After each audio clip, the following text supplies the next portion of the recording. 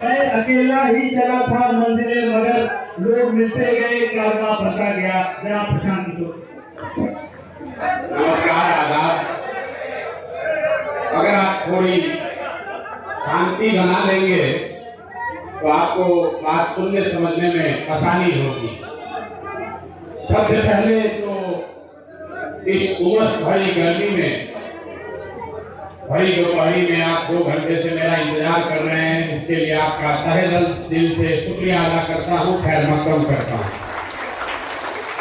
मेरा ही नाम है प्रशांत किशोर। आप में से कुछ लोगों ने मुझे टीवी पर देखा होगा, कुछ पिछले 2 साल से आप समाचार पत्रों के माध्यम से, सोशल मीडिया के माध्यम से देख रहे हैं कि हम बिहार में पिछले 18 महीना से पैदल चल रहे हैं। अपना घर परिवार छोड़ के पिछले 18 महीने से जन सुराज अभियान के तहत मैं पैदल चल रहा हूँ। करीब 5000 गांव में पैदल चल के गए हैं। आपके यहाँ भी आएंगे। आज ये पैदल चल के नहीं आए हैं, अभी तो गाड़ी से आए हैं। तो सबसे पहले मैं आपको अपना परिचय कराऊंगा, ये बताऊंगा कि जन सुराज है क्या, क्यों कर रहे हैं और आपकी इसमें भूमिका, जन जवाबदेही क्या हो सकती है। अभी तक के अपने अनुभवों को साझा करूंगा और फिर 1 घंटे से ज्यादा आपके सवालों का जवाब देंगे। आप में से कोई भी आदमी खड़ा होकर जो अच्छा, खराब, खट्टा, मीठा, टेढ़ा जो सवाल करना चाहे वो बेझिझक वो सवाल कर सकता है। मैं यहाँ 1-1.5 घंटे तक यहाँ रुकूंगा, आपके सवालों का यथासंभव जवाब देने का प्रयास करूंगा। इस पूरी चर्चा को आप सुनिए, समझिए, ठीक लगे तो अपनाइए और न ठीक लगे तो जैसे जिंदगी चल रहा है वैसे चलाइए। मेरा ही नाम है प्रशांत किशोर। हम नेता नहीं हैं, हमने कोई दल भी नहीं बनाया। हमारे अपने बाबा मजदूर थे, बैलगाड़ी चलाते थे। बाबूजी हमारे यहाँ सरकारी डॉक्टर थे। यही बिहार के जिले में सरकारी विद्यालय से पढ़कर हमने अपना जीवन शुरू किया है। 10 वर्ष तक ऊपर वाले की कृपा है, माता पिता का आशीर्वाद है। 10 वर्ष तक पढ़ लिख कर संयुक्त राष्ट्र संघ में काम करते थे। पहले भारत में काम किया, फिर अमेरिका में काम किया, उसके बाद अफ्रीका में 4 वर्ष तक काम करने के बाद 2011 में इस देश में वापस लौटे। 2011 से लेकर 2021 तक 10 वर्ष तक जो हमने काम किया है उसको पत्रकार बंधु या राजनीति के लोग कहते हैं चुनाव प्रबंधन, राजनीतिक रणनीतिकार। लोग ऐसा समझते हैं कि हम जिसका हाथ पकड़ लें, जिसकी मदद कर दें, जिसको सत्ता दे दे, वो आदमी चुनाव जीत कर राजा बन जाएगा। 10 वर्ष में जिस दल का नेता का हमने हाथ पकड़ा है, जिस दल और नेता का हाथ पकड़ा है, वो चुनाव नहीं हारा। लोगों को लगता है कि हमको चुनाव जिताने का कोई फार्मूला आता है। मैं आपके सामने मन से कह रहा हूं, हमको चुनाव जिताने का कोई फार्मूला हमारे पास नहीं है। लेकिन हमारे माता पिता और गुरुओं ने जो एक बात सिखाई कि जिस काम को लीजिए उसको इतनी ईमानदारी और शिद्दत से कीजिए कि दूसरा कोई आपके सामने खड़ा न रह पाए। यही फॉर्मूला है जीतने का। अभी 10 वर्ष वो काम करने के बाद उसको जब छोड़कर तय किया कि बिहार में आएंगे और बिहार में जन सुराज की व्यवस्था बनाएंगे। ऐसा क्यों? जिस काम को करके इतना नाम कमाए हैं, लोग कहता है कि हमसे सलाह लेने के लिए 2-4 हजार नहीं, 2-4 लाख, 2-4 करोड़ नहीं, बड़े बड़े दल सैकड़ों करोड़ रुपया देते हैं। उस काम को, उस शोहरत को, उस जगह को छोड़कर बिहार में गली गली पैदल क्यों घूम रहे हैं? उस काम को इसलिए छोड़ा कि 10 वर्ष बड़े बड़े दल और नेताओं को जिताकर देखा, ये अनुभव किया, नेता और दल के जीतने से जनता का जीवन नहीं बदलता। या तो हमको लगता है कि मेरा दल जीत गया, मेरा नेता जीत गया, जो जीत गया वो जीत के हेलीकॉप्टर पर गया और आप और आपके बच्चे जहां थे वहीं रह गए। तो हमें ये अनुभव हुआ 10 वर्ष, 1-2 राज्य में नहीं, 10 राज्य में मुख्यमंत्री बनाने के बाद ये देखा, अनुभव हुआ कि अगर भगवान ने, ऊपर वाले ने कुछ सलाहियत, बुद्धि, शक्ति, साधन मुझे दिया है, मैं जिसको सलाह दूं वो जीत सकता है, तो ये तय किया कि दल और नेता को तो बहुत जिता लिए, एक बार चल के बिहार की जनता को हाथ पकड़ते हैं, आपको सलाह देते हैं ताकि आपका जीवन भी बदले, इसलिए ये अभियान शुरू किए। जन सुराज कोई दल नहीं है, हम आपसे वोट नहीं मांगते। दल बनेगा 2 अक्टूबर को, जब दल बनेगा तो हमने ये भी घोषणा की है कि उसका नेता प्रशांत किशोर नहीं होगा। हमने तो अपने लिए यही काम चुना है, गांव गांव जाना है और समाज को जगाना है कि कैसे आप वोट दें, कैसे आप जनप्रतिनिधि का चुनाव करें जिससे आपका और आपके बच्चे का जीवन सुधरे। आप देखिएगा 2 अक्टूबर को ये जन सुराज जब दल बनेगा तो जो लोग नेता बनेंगे इसके, वो आपके बीच से, जब मैं पैदल चला हूँ गांव गांव से, जिन लोगों को चुन कर निकाला है वो लोग उसके नेता बनेंगे। 2 अक्टूबर के बाद प्रशांत किशोर पहले भी पैदल चल रहे थे, 2 अक्टूबर के बाद भी पैदल ही चलेंगे, तो गांव बच गया है, हर गांव में जाएंगे। आपके जिले किशनगंज में पैदल चलते हुए हम सितंबर में पहुंचेंगे। अभी हम मधेपुरा में हैं, मधेपुरा पूरा भी चलना बाकी है, उसके बाद सुपौल जाएंगे, फिर अररिया, लेकिन दल बनने से पहले किशनगंज के भी गांव गांव में पैदल चल लेंगे। ये क्या है जन सुराज? दल नहीं है, आंदोलन नहीं है, वोट हम मांग नहीं रहे हैं, तो ये है क्या? जन सुराज एक शब्दों में आजादी से पहले जो महात्मा गांधी की कांग्रेस थी, महात्मा गांधी की राजनीतिक व्यवस्था थी, उसको पुनर्जीवित करने का अभियान है। आजादी से पहले जिसको भी देश के आजादी में योगदान देना था वो क्या करता था? वो आदमी जाके तब की महात्मा गांधी की कांग्रेस को जाकर ज्वाइन कर लेता था और जिसकी जो क्षमता थी, कोई पढ़ा लिखा था, कोई अनपढ़ था, कोई हिंदू, कोई मुसलमान, कोई अगड़ा, कोई पिछड़ा, कोई गरीब, कोई अमीर, जिसकी जो क्षमता थी, गांधी के कांग्रेस में सबके लिए जगह थी। किसी ने घर घर जाकर अखबार बांटा, किसी ने प्रभात फेरी निकाली, कोई धरने पर बैठा, कोई रेलवे लाइन उखाड़ा, किसी ने जाकर फांसी पर के तख्त पर कुर्बानी दी, जिसकी जो बन पड़ी उसने सब किया, सबका खून इस मिट्टी में लगा, तब ये देश आजाद हुआ। वही व्यवस्था बनाने का प्रयास कर रहे हैं कि अगर बिहार में विकास चाहिए, अगर बिहार में आपके हमारे बच्चों का जीवन बदलना है, तो आपने 40-45 बरस कांग्रेस को देखा, 30-32 साल से हम लोग लालू जी, नीतीश जी, भाजपा को देख रहे हैं।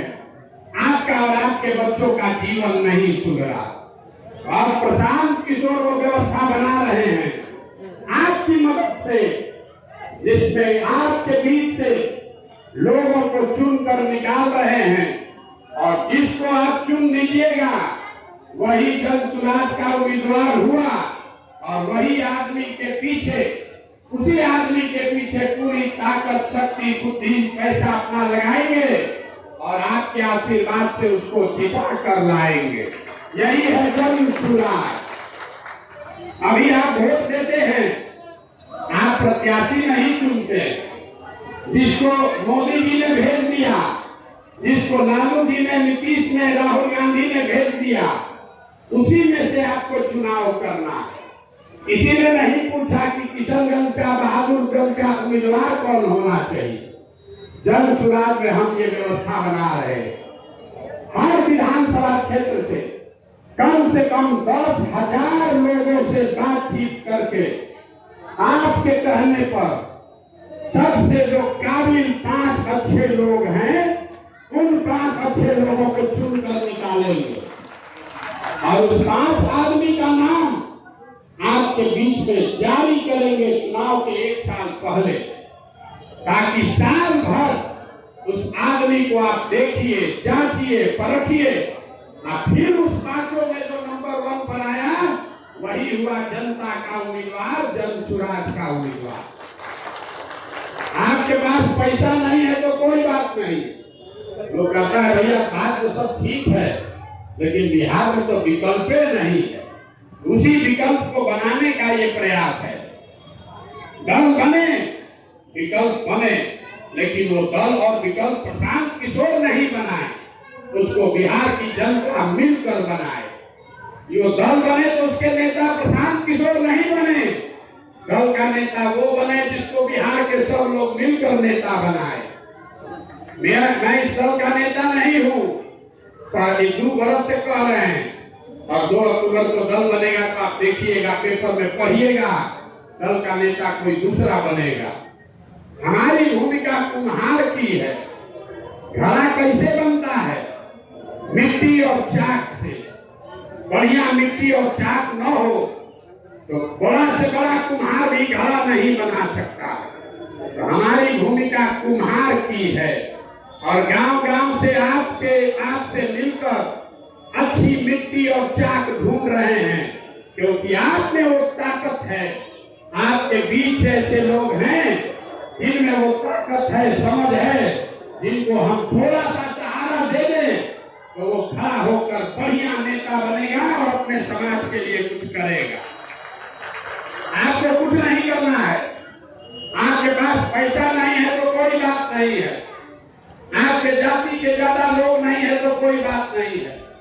आपको राजनीति का ज्यादा समझ नहीं है तो भी कोई बात नहीं है। पैसे की चिंता, व्यवस्था, चुनाव लड़ने की चिंता अपने भाई, अपने बेटे प्रशांत किशोर पर छोड़िए, लेकिन अपने बच्चों के लिए खड़ा होइए। विकल्प नहीं है, इसका रोना बंद कीजिए। आपकी इतनी दुर्दशा है क्यों? आपको लगता है कि भाजपा वाले गलत कर रहे हैं, कोई लालू जी को दोष दे रहा है, कोई मोदी जी को, कोई राहुल गांधी, कांग्रेस को, कोई नीतीश को। हम आपको बता रहे हैं कि आपको अभी 5 मिनट में बताएंगे कि आपकी दुर्दशा क्यों है, और वो जानने समझने के लिए आपको प्रशांत किशोर की ज्ञान की जरूरत नहीं है। इस्लाम में जो बातें पैगंबर साहब ने बताई हैं, उसी के हवाले से बताएंगे कि आपकी दुर्दशा क्यों है। हम 5,000 गांव में पैदल चल के गए और रोज मन से कहते हैं कि दलितों के बाद सबसे ज्यादा गरीबी, बदहाली, फटेहाली अगर कहीं दिखी तो वो मुसलमान भाइयों के गांव में दिखी। सबसे ज्यादा गरीब, बदहाल, फटेहाल कोई दिखा तो वो मुसलमान दिखा। क्यों ऐसा है? लोग कहता है भैया हमारे साथ धोखा हो गया। मुसलमान भाई हमारे कहते हैं सबने हमारा इस्तेमाल किया, हमारे साथ धोखा हो गया। हम आपको कह रहे हैं नहीं, ये सही बात नहीं है। आपकी दुर्दशा इसलिए है कि आपके पैगंबर साहब ने कहा कि जिस कौम को अपने रहनुमाओं की समझ न हो, उसके ऊपर जालिम हुक्मरानों को मुसल्लत कर दिया जाता है। आप जरा याद कीजिए, आप याद कीजिए, जब सर्च कमेटी का रिपोर्ट आया, उस रिपोर्ट में यह बताया गया कि मुसलमानों की दशा, आपकी आर्थिक सामाजिक हालत दलितों से भी ज्यादा खराब है। अब एक बार जरा सोचिए कि जब सच्चर कमेटी का रिपोर्ट आया था, उससे पहले इस देश में भाजपा और मोदी का शासन नहीं था। उससे पहले कांग्रेस का शासन था, लालू नीतीश का शासन था, जिनको आपने अपना रहनुमा अपने वोट से बनाया था। अगर उन्होंने आपके बच्चों को पढ़ाया होता, अगर उन्होंने आपके बच्चों के रोजगार की व्यवस्था की होती, तो कोई मोदी कोई भाजपा आज तक आता ही नहीं। ये बात मैं नहीं कह रहा हूं, ये बात तो पैगंबर साहब ने कहा कि अगर आज का हुक्मरान जालिम है तो कहीं न कहीं आपसे अपने रहनुमाओं को चुनने में गलती हुई है। जब तक इसको नहीं मानोगे तब तक सुधार नहीं हो सकता। मुसलमान हम जहां जाते हैं, कहता है भैया हमारे पास विकल्प नहीं है।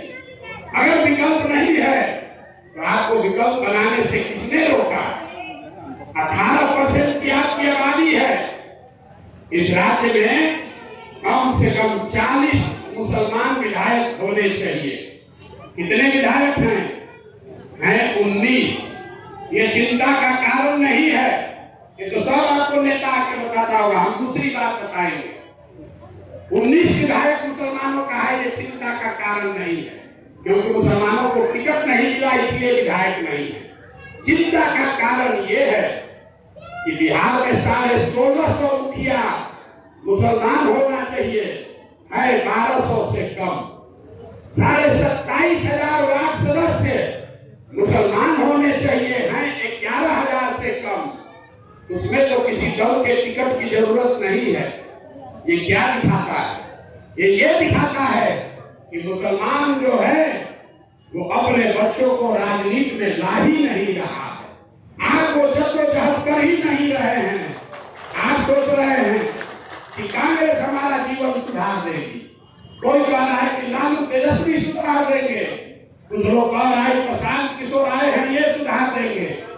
लिख के लीजिए, इतने बड़े कौम का कोई रहनुमा नहीं हो सकता है। आपका रहनुमा आपको खुद ही बनना पड़ेगा, दूसरे आदमी आपकी मदद कर सकता है। हमारे पीछे मत चलिए। कहता भैया हम आप पर कैसे भरोसा करें? बिल्कुल हम पर प्रशांत किशोर पर भरोसा मत कीजिए। हम पर भरोसा कीजिएगा तो जैसे पहले के लोगों ने ठगा है हम भी आपको ठगेंगे, लेकिन अपने आप पर, अपने वजूद पर, अपनी ताकत पर, अपने अनुभव पर, अपने बुद्धि पर, उस पर भरोसा कीजिए। क्योंकि आपके कौम में ही पैगंबर साहब ने कहा बिना जद्दोजहद के जीवन में कुछ हासिल नहीं हो सकता है। हम नहीं कह रहे। आज का जो मुसलमान है वो जद्दोजहद नहीं करना चाहता। यहाँ जितने लोग बैठे हैं आपके मुंह पर कह रहा हूं, मुसलमान जद्दोजहद नहीं करना चाहता। वो सोचता है कोई आए हमें पार करके निकाल दे। ये नहीं हो सकता है। अगर ऐसा होता तो आपके पैगंबर साहब ने ये कहा होता जद्दोजहद मत करो, किसी के पीछे खड़ा हो जाओ, वही आदमी तुमको पार कर देगा। आप यहाँ वोट करते हैं, जिससे अभी बात करेंगे, हर आदमी कहता है पढ़ाई नहीं है, रोजगार नहीं है, सड़क नहीं, नाली नहीं, गली नहीं। आपके बच्चे जाकर दिल्ली में, बॉम्बे में दोजख की जिंदगी जी रहे हैं, मजदूरी कर रहे हैं अपने परिवार का, बच्चों का पेट पालने के लिए। और आपके वोट से जो लोग जीत कर गए हैं वो हेलीकॉप्टर पर घूम रहे हैं। ऐसा क्यों है? तो लोगों से पूछते हैं, लोग कहता है भैया हम लोग के लिए सुरक्षा बहुत बड़ी बात है। ऐसा नहीं है कि मुसलमानों को पता नहीं है कि किसने उनको ठगा है, धोखा दिया, फिर भी आप वोट क्यों देते हैं? आप कहते हैं कि भैया सुरक्षा बहुत बड़ी बात है, हमको भाजपा से डर लगता है। तो फिर आपके पुराने शरीफ कुरान का ही हवाला दूंगा। मुसलमानों को बताया गया अल्लाह को छोड़कर किसी से नहीं डरना है। और आपको भाजपा का इतना डर है कि आपको अपने बच्चों की तकलीफ भी नहीं दिख रही है, तो आपका भला कैसे हो? कैसे होगा आप बताइए? आप कह रहे हैं कि हम भाजपा के डर से ऐसे आदमी को भी वोट दे रहे हैं जिसने आपके बच्चों का हक लूटा।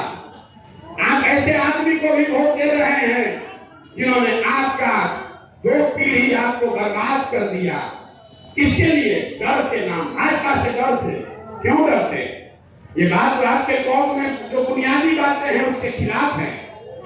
मैं आपको बता रहा हूं, जब मैं पैदल चल रहा था सीतामढ़ी में, एक हमको मौलाना मिले, उन्होंने एक बहुत अच्छी बात बताई कि प्रसाद जी आप तो हिंदू हो, बहुत लोगों के साथ काम आपने किया है, मुसलमान आपकी बात माने न माने उसका आप पर विश्वास हो न हो, मैं तो मौलाना हूँ, पूरी जिंदगी अपना कौम के लिए दे दिया, लेकिन 2 बरस पहले सीतामढ़ी में खड़े होकर जब हमने कहा कि अब समय आ गया है कि मुसलमान अपने बच्चों के लिए लालटेन से हक मांगे, तो पूरे सीतामढ़ी में मुसलमानों ने कहा कि लगता है मौलाना टिक गया, भाजपा का एजेंट हो गया।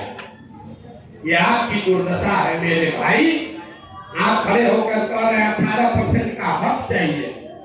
आपको हक मिलेगा कैसे? आपके बच्चों की हक की कोई बात कर दे तो आपको भाजपा का एजेंट दिखता है, और जो कह दे कि भैया लालटेन को ही देते रहो, उसमें आपको अपना रहनुमा दिखता है। अब एक अंतिम और बात बताएंगे, ये जो लोगों के मन में बात है कि हमको सबने ठगा है, हम लोग को किसी के साथ गलत नहीं किए, हमारे पास विकल्प नहीं है। बिहार का ही उदाहरण दूंगा, अभी आपका आंख खुलेगा कि आपके साथ क्या गलत आपने अपने साथ किया है। मैं आज नीतीश कुमार के खिलाफ खड़ा हूँ, नीतीश कुमार के विरोध में हम खड़े हैं, लेकिन याद कीजिए 2014 में नीतीश कुमार ने आपके कौम के साथ, मुसलमानों के साथ कोई दगा नहीं किया था।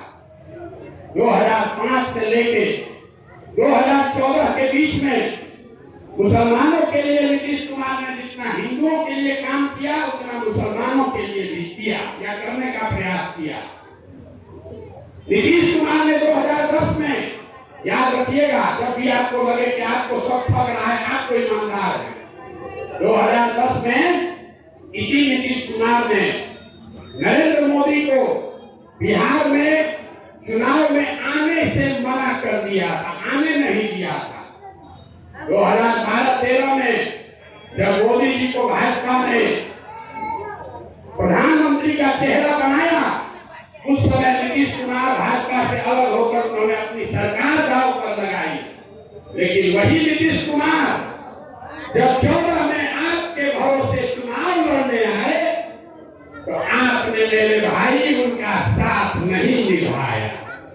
आप लालटेन पकड़कर घूमने लगे, और उसी से अगर गलत करोगे तो आपके सामने गलत ही होगा। विकल्प तो था उस समय, जदयू के तौर पर नीतीश कुमार विकल्प आपके पास था, आपने उसका मानदंड किया। इसीलिए नीतीश कुमार जब 2015 में आपके वोट से, जब आपके आंख में धूल झोंक के ही कहिए 15 में वोट से जीता, तो उसको एक बार लग गया कि मुसलमानों के साथ चाहे अपना गला भी कटा देंगे, ये लोग हमको वोट नहीं देगा, इसीलिए भागकर भाजपा में गए। तो गलती अगर करोगे तो कैसे सही होगा आप बताइए।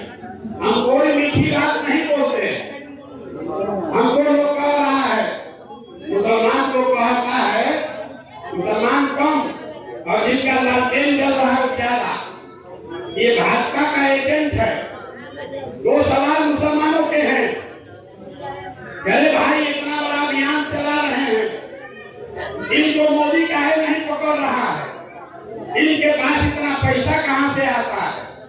मेरे भाई, पैसा सरस्वती से आता है, भगवान ने ये बुद्धि दी है।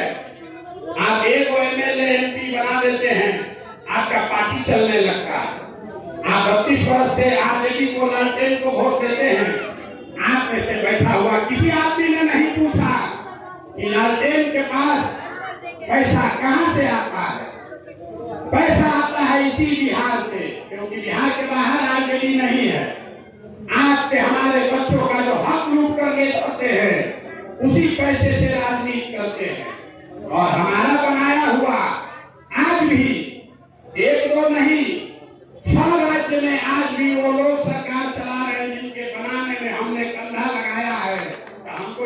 बंदूक का पैसा नहीं मिलेगा। लेकिन मुसलमानों की हालत देखिए, हम मजबूती से लड़ रहे हैं, समाज के लिए कुछ कर रहे हैं, तो मुसलमान कहता है इनके साथ कैसे जाए, जरूर कोई ना कोई भाजपा ही पीछे होगा। अगर हम मजबूती से नहीं लड़ते तो आप ही कहते कि आदमी तो अच्छा है लेकिन मजबूती से लड़िए नहीं रहा है, कैसे इसके साथ जाए। मेरे भाई, आपका अविश्वास हम पर नहीं है, आपका अविश्वास अपने आप पर है, क्योंकि 30-40 वर्ष में मुसलमानों को ये दिमाग में बैठा दिया गया है कि आप अपने बल पर राजनीति नहीं कर सकते हो, आपको किसी न किसी के पीछे ही चलना है, इसीलिए ये आपके साथ धोखा हो रहा है। तो मैं अपनी बात 2 मिनट में खत्म करूंगा। ये अभियान है जिसमें मैं जाकर सामने से कहता हूँ, वोट लालटेन को देना है दे दो। लोकसभा का भी चुनाव हुआ, हम चुनाव नहीं लड़े हैं।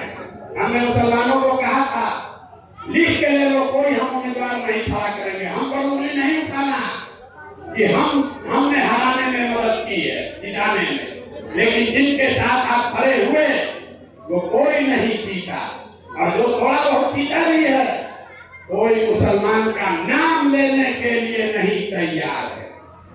जो अभी रिजल्ट आया है, आपने अपने घर में खुशी मनाई होगी, लेकिन मेरे भाई, जो अभी संख्या बढ़ी है विपक्ष की, इससे आपका जीवन नहीं बदलने वाला। इससे राहुल गांधी और अखिलेश का राजनीतिक चमक जाएगा, लेकिन बुलडोजर चलना बंद नहीं हुआ है, मुसलमानों की लिंचिंग बंद नहीं हुई और आगे भी नहीं होगी। लिख के रखिए, जब तक आप अपने समाज में नेतृत्व को नहीं पैदा कीजिएगा। मैं आपसे इतना ही आग्रह करने आया हूँ, वोट जिसको देना है दीजिए, लेकिन अपनी दुआ वो जन सुराज को दीजिए, क्योंकि गांधी ही वो हथियार है, महात्मा गांधी ही वो हथियार है जिसको पुनर्जीवित करके आप विचारधारा के आधार पर भाजपा से लड़ सकते हैं।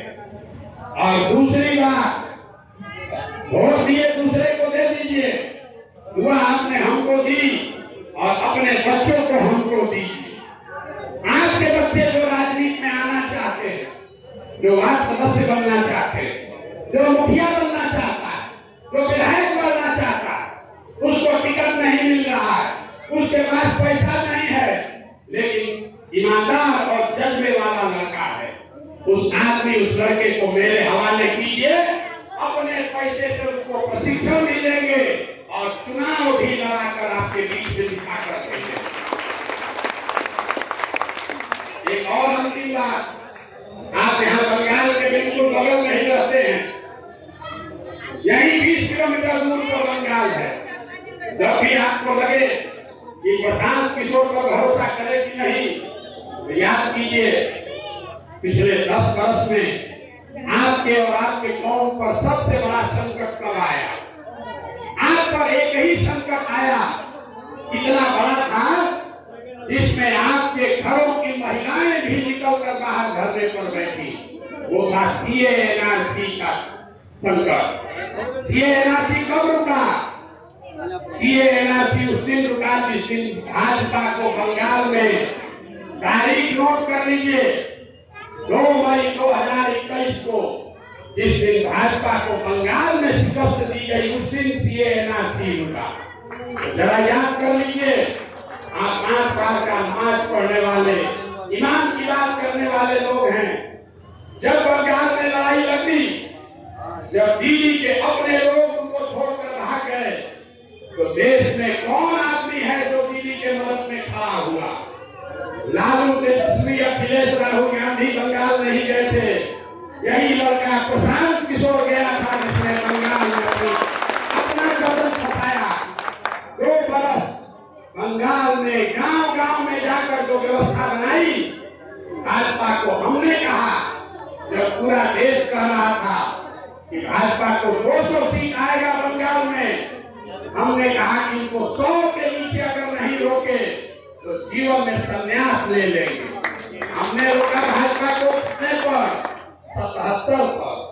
जो व्यवस्था बना कर आए हैं अभी तक देखिए भाजपा कभी नहीं हो पा रही है बंगाल में, और आज वही व्यवस्था यहाँ बिहार में बनाएंगे। अगर खाली लड़ने के लिए लड़ना है तो लालटेन को पकड़े रहिए, लेकिन भाजपा को एकदम कटक देना है तो जनसुराज में अपने बच्चों के साथ आइए, हम आपको दिखाने का दावा करके दे रहे हैं। आज तक नेता और दल नहीं हारा है, भरोसा रखिए। अगर आपका भी हाथ पकड़ेंगे, आपके बच्चों का हाथ पकड़ेंगे तो आपको भी हारने नहीं देंगे। आप देख रहे हैं पिछले 2 बरस से जितनी मेहनत, जितना पसीना मैं बहा रहा हूँ, आज तक 75 वर्ष के बिहार के इतिहास में किसी ने इतनी शारीरिक मेहनत नहीं की है। आप अपने बच्चों को जोड़िए, गांधी की विचारधारा को पुनर्जीवित करने के इस अभियान में अपना योगदान दीजिए। यही वो पेड़ है, यही वो पौधा है जिसको सींचिएगा तो बड़ा होकर आपके बच्चों को फल भी मिलेगा और आपको बुढ़ापे में छाया भी मिलेगी। मरा हुआ जो फूट है उसमें किरासन तेल बन के जलते रहिएगा तो उससे कुछ नहीं मिलने वाला। एक और अंतिम बात, कई लोग कहते हैं कि आपके और ओवैसी साहब में क्या फर्क है? फर्क ये है कि ओवैसी साहब ये कह रहे हैं कि मुसलमानों को अपने हकूक के लिए खड़ा होना चाहिए। मैं ये कह रहा हूँ कि मुसलमानों को अपने हक और हकूक के साथ के लिए खड़ा होना चाहिए, लेकिन उन 50% हिंदुओं के साथ खड़ा होना चाहिए जो विचारधारा के आधार पर गांधी के मानने वाले हैं, भाजपा के खिलाफ आप जितनी शिद्दत से लड़ रहे हैं वो भी उतनी ही शिद्दत से लड़ रहे हैं। जब भी आपको ये लगे कि कोई हिंदू अब बचा नहीं जिससे कि आप इसके साथ आप चल सकते हैं, एक आंकड़ा दे रहे हैं, इसको याद रखिए। भाजपा को इस देश में 36% वोट आया है, 2019 में 37% वोट आया था। देश में 80% हिंदू रहते हैं, अगर 80 में 37% वोट आया, इसका मतलब है आधे से ज्यादा हिंदुओं ने भाजपा को अभी तक नहीं स्वीकार किया। ये कौन हिंदू हैं, इसको पहचानिए और आपके जीत का फॉर्मूला आपके आंख के सामने दिखेगा। आप देख रहे हैं कि यादव है कि दलित है कि पंडित है, हम आपको बता रहे हैं ये कौन हिंदू है जो भाजपा के खिलाफ खड़े हैं। जो गांधी को मानने वाला हिंदू है, तो चाहे बनिया है कि ब्राह्मण है कि दलित है कि कुशवाहा है, वो भाजपा को नहीं मानता। जो अंबेडकर को मानने वाला हिंदू है, वो किसी भी जात का हिंदू है, वो भाजपा को नहीं मानता। जो कम्युनिस्ट विचारधारा के मानने वाले हिंदू हैं, वो भी भाजपा को नहीं मानते हैं। और जो पुराने सोशलिस्ट लोहिया जयप्रकाश को मानने वाले लोग हैं, वो भी भाजपा के विचारधारा को नहीं मानते। ये 4 विचारधारा के मानने वाले हिंदुओं के साथ अगर आपने गठजोड़ सामाजिक राजनीति बनाया तो आप हो गए 70, भाजपा हो गई 30, और यही लड़ने का तरीका हथियार है। यही हथियार है जिसको मैं यहाँ बिहार में बनाने की कोशिश कर रहा हूँ। विचारधारा के आधार पर आधे से ज्यादा हिंदू जो भाजपा के खिलाफ खड़ा है, उसके साथ मुसलमानों का सामाजिक राजनीतिक गठजोड़ बने, तभी इनको मुकम्मल शिकस्त दिया जा सकता है। यही जन सुराज का अभियान है। और जब भी आपको अपनी सुरक्षा की चिंता हो तो गांधी की बात याद रखिए कि मुसलमानों की सुरक्षा तब होगी जब मुसलमानों की सुरक्षा की चिंता हिंदू भाई करे, और हिंदुओं की सुरक्षा की चिंता मुसलमान करे। यही गांधीवाद है, उसको अपनाइएगा तब चलेगा, नहीं तो अपनी सुरक्षा के नाम पर अगर किसी बदमाश को, क्रिमिनल को जिताकर भेजिएगा और वो हिंदू समाज में जाकर बदमाशी करेगा तो कभी भी वो समाज आपके साथ खड़ा नहीं होगा। तो किसी गलत को मत जिताइए, अपनी सुरक्षा के लिए भी नहीं, क्योंकि वो गांधी के विचारधारा के भी खिलाफ है और आपके कौम में बताई गई बुनियादी बातों के भी खिलाफ है। आप यहाँ आए, आपने 2-3 घंटे यहाँ अपना समय लगाया, मेरी बात सुनी, इसके लिए धन्यवाद। अब आपका समय है, आप जो चाहिए सवाल कर सकते हैं। अगले 1 घंटे तक हम यहाँ बैठे हुए हैं। जो सज्जन पीछे है थोड़ा थोड़ा और आगे आप चाहे आ सकते हैं। 1 घंटा 2 घंटा जो भी आपके सवाल है वो सवाल कीजिए, मैं जवाब देने आया हूँ। आज आपसे परिचय करने आया हूँ। जब मैं यात्रा करने आऊंगा तो आपकी समस्याओं को भी सुनूंगा, आपके घर गांव में भी जाऊंगा, आपके बच्चों को गरीबी से निकालने का रास्ता भी बताऊंगा। आज तो सिर्फ परिचय का दौर